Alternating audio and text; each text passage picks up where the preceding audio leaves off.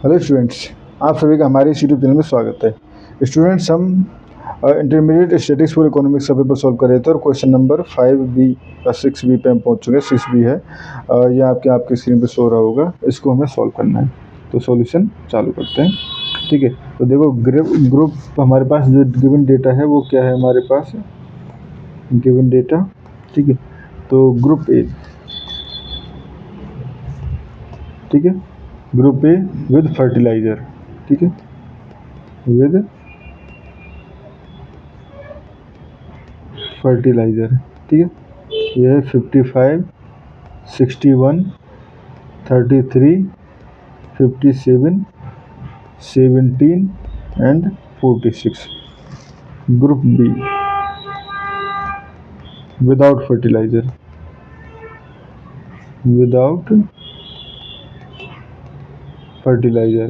ठीक है, ये हमारे पास 31, 27, 12, 44, 9 एंड 25। ठीक है, तो दोनों में सैंपल साइज अगर देखें इक्वल है। Sample size N1 equal to N2 equal to 6 and significance level है हमारे पास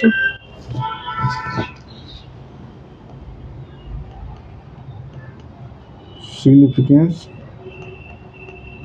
लेवल है हमारे पास अल्फा इक्वल टू 0.05। ठीक है, और हमें एज्यूम करना है कि इक्वल वेरिएंस है, एज्यूम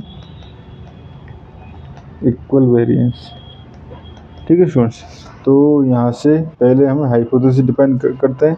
तो हाइपोथेसिस डिफाइन कर सकते हैं, we test whether fertiliser enhance growth.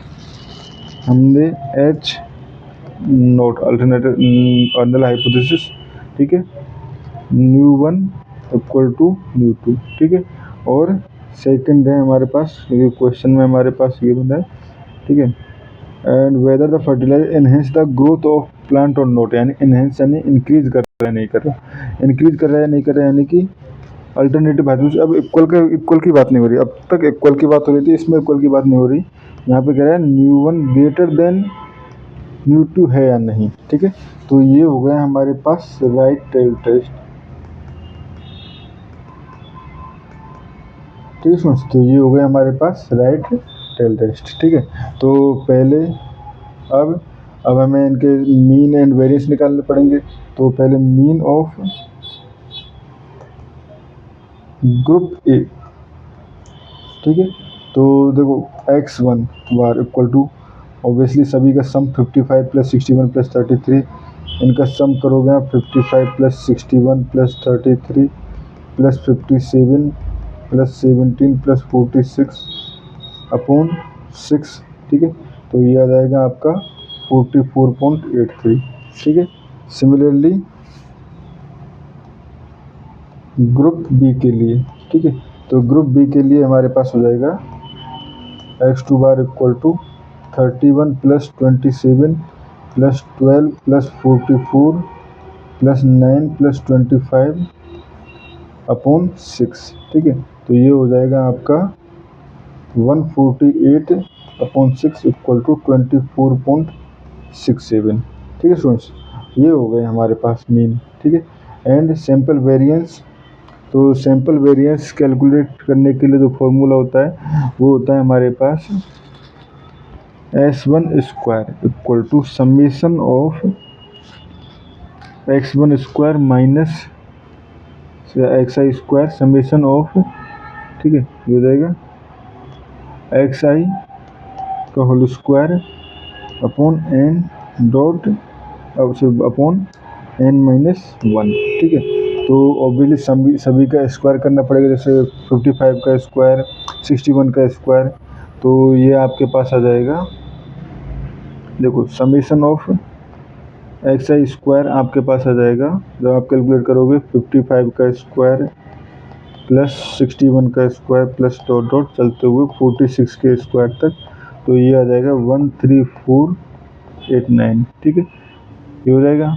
ठीक है, तो अब फॉर्मूले में पुट करें तो S1 स्क्वायर इक्वल टू ये हो जाएगा 13489 माइनस, ठीक है, समीशन ऑफ xi जो था 269 हो जाएगा हमारे पास, इनका सभी का सम, ठीक है, ये का स्क्वायर अपॉन ये हो जाएगा हमारे पास 5 अपॉन, ठीक है, सॉरी एन जो था 6 था, 6 अपॉन 5 n-1। तो ये आपके जब सॉल्व करोगे तो आपके पास आ जाएगा 285.77, ठीक है।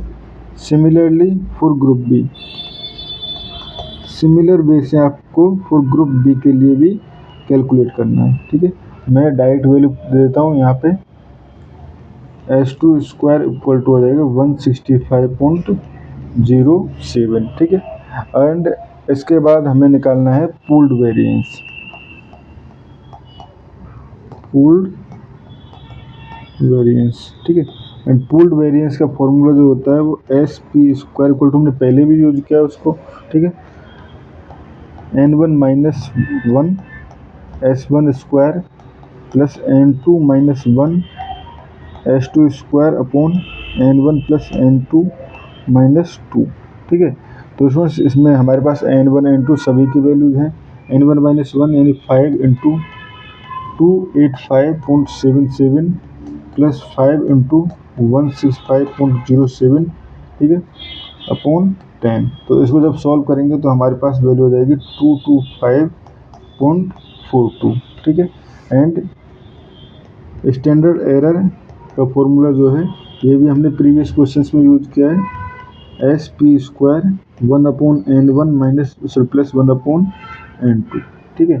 तो यहाँ से हो जाएगा 225.42 इंटू 1 अपॉन 6 प्लस 1 अपॉन 6 का स्क्वायर रूट, ठीक है फ्रेंड्स।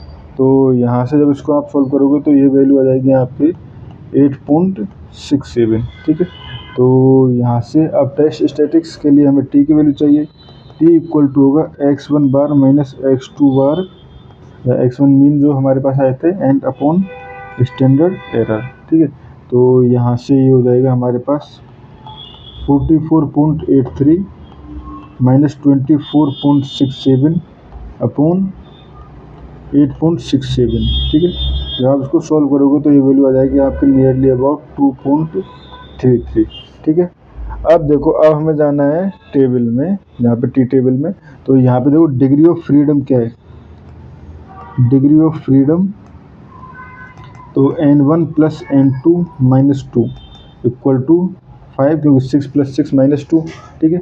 एंड क्रिटिकल वैल्यू, यहाँ से क्रिटिकल वैल्यू यानी कि टी टेबल से टी की value at 0.05 with degree of freedom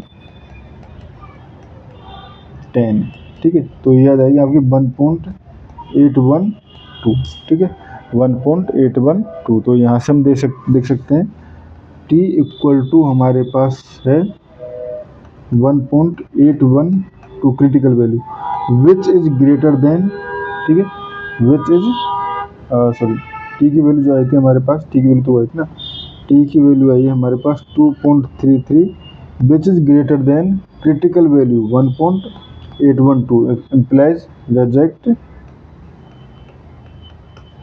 null hypothesis, ठीक है। इसका मतलब the fertiliser significantly enhance plant growth, ठीक है, यानी फर्टिलाइजर जो है वो ग्रोथ को इंक्रीज कर रहा है, ठीक है स्टूडेंट्स। और इस क्वेश्चन में हमें इतना ही करना था। Thank you.